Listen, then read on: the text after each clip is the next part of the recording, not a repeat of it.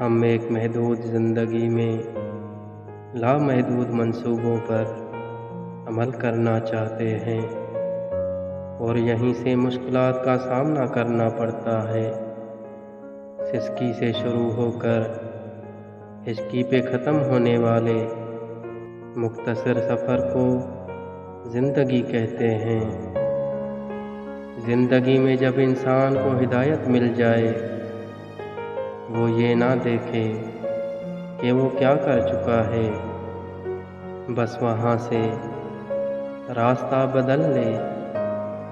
یہ عارضی زندگی در حقیقت آپ کے اخلاق کا امتحان ہے، اور اس امتحان کا سب سے بڑا میدان آپ کا اپنا گھر ہے۔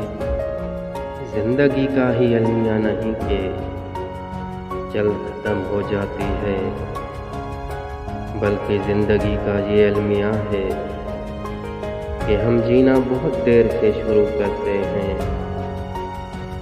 زندہ رہنا چاہو تو موت قیامت ہے، اور مرنا چاہو تو زندگی قیامت ہے۔ زندگی کے آدھے غم انسان دوسروں سے غلط توقعات کر کے خریدتا ہے۔